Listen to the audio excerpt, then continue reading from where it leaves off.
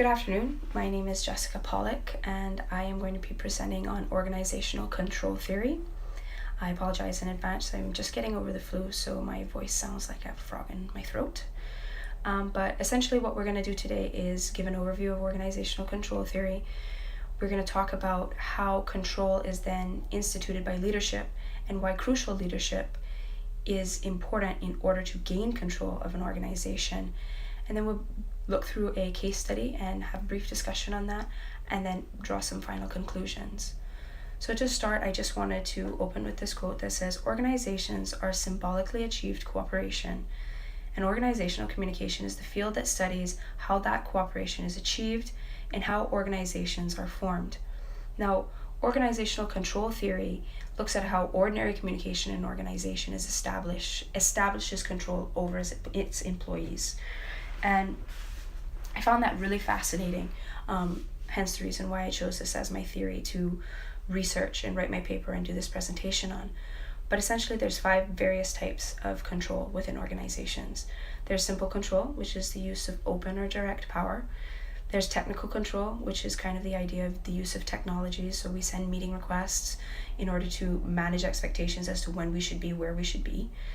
Bureaucratic control is the use of formal procedures or rules. So, for example, we all know that we need to get to work at 8:30 and we're going to leave at 5 and we're all going to take an hour lunch. Cultural control really deals with values and common interests of all employees. And then concerted control really deals with interpersonal relationships and teamwork. And one of the things that I really wanted us to focus on now is that organizational cultural control also implies directions of influence, so that certain individuals exert influence over others. And this is particularly interesting to me because this means that leaders and persons in managerial or senior positions are in a position to exert some sort of influence over their employees. But what's even more interesting to me, and this is what we're going to have our discussion about today, is if that leader doesn't have sound leadership, are they able to get organizational control and get to a point where everyone has the same cultural values and common interests in order for the organization to thrive? So we're going to be focusing on cultural and concerted control. And just to backtrack, that is that cultural control is based on values and common interests, and concerted control is on the idea of interpersonal relationships and teamwork. So why are these two more important than the others? Why are they more important than a simple or bureaucratic or a technical control? And my thought process is that they're more important because they deal specifically with how we communicate with each other. They depend on relationships, values, teamwork, and team building. Concerted control is a kind of discipline or force which maintains order and consistency through power. And my question for us to kind of think about and talk through today is, how do we then motivate persons to buy into values that an organization has placed before us? Do we motivate with salary, wages, time off? Maybe it might be that you get some other perks or benefits of working in an organization, but my question is, shouldn't it be about much more? If an organization is to have full control over its employees, shouldn't it be that every single person in that organization should have bought into some sort of values that the organization is selling? And this is where leadership comes in, and this is where the idea that sound leadership will institute cultural control within an organization. If we go back to the reason and the definition of organizational control, it implies direction and influence over others. And the question now remains that where should that start? And my answer is that it should start with the leader.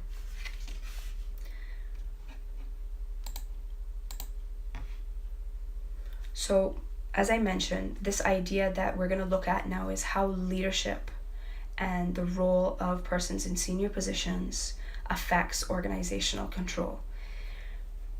Should it be established from the top, right down to the CEO or senior leader of an organization, and it come right down?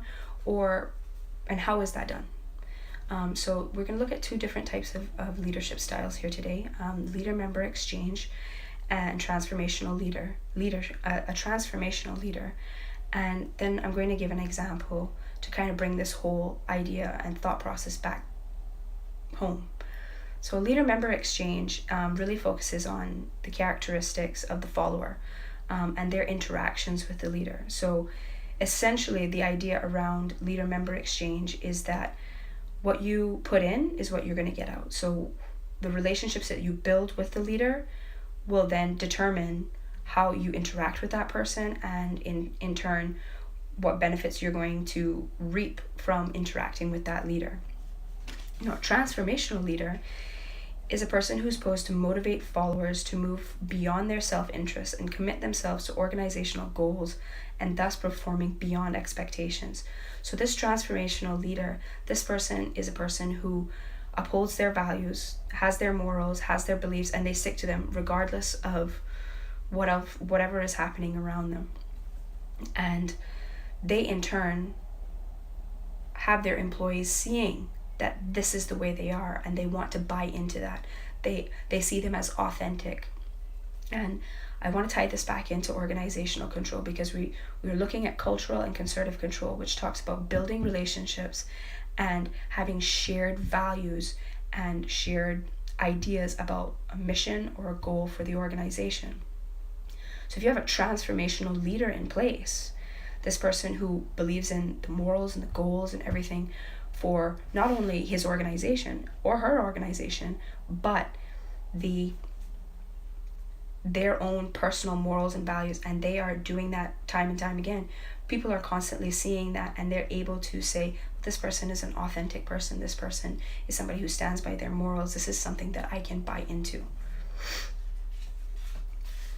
So I just want to kind of bring this all home, because I think that it can get a little confusing here, but just to remember that we're talking about organizational control, and we're focusing on cultural and conservative.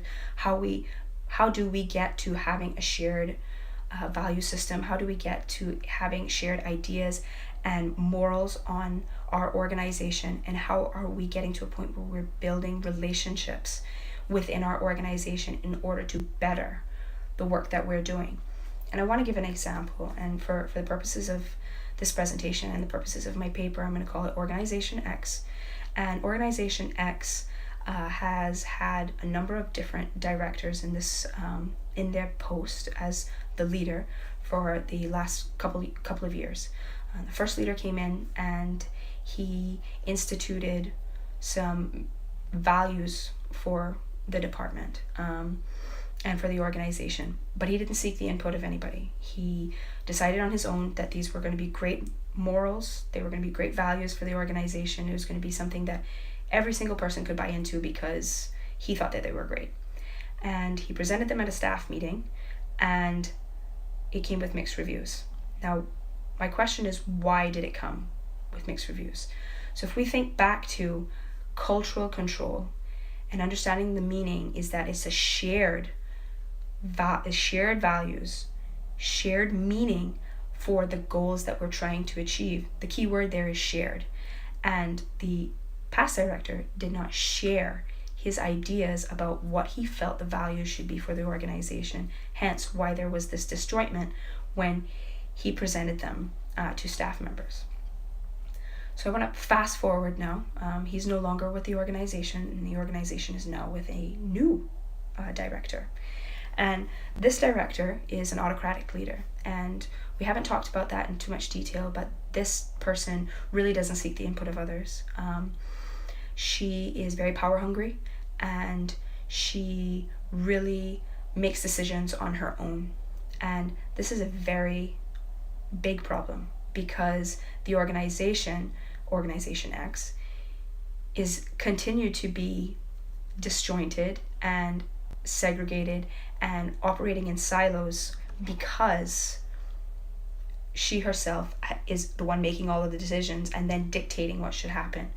And if we go back to organizational control and we go back to thinking about how it is established and how a culture of shared values and shared understanding for the mission and goal and building those relationships comes into play, this organization X is not in a position to do that because the current director is an autocratic leader and one that isn't willing to share and bounce ideas off of and understand what shared meaning means and what shared values mean for the organization, because she chooses not to seek the input of others. So the idea here is that if the current leader was able to change her leadership style to possibly a transformational leader, which I don't think would happen overnight because it takes a lot of time for something like that to move. But if she was to be more willing and open to having discussions with her staff, to having discussions with her team without just her making the decisions and then dictating essentially what should be done, could she better control the organization? And by default, she wouldn't necessarily have to control, because people would already have bought into what it is that she's selling, because they had input, because they had the opportunity to say, this is what I believe in, this is how I feel that the organization should move, I feel that this is the work plan that we should work towards, and they themselves feel empowered because they've been able to contribute. And that is how cultural control is and should be sought. So that kind of wraps up my presentation here today. I will post my PowerPoint within the discussion board post, but I hope that you found it interesting. And essentially, to kind of wrap this idea around, is that in order for organizational control to be established, it has to start with the leader. It has to start with this person at the top who's open and willing to have shared meaning and shared values in order for the entire organization to feel like they've contributed to something. Thank you very much.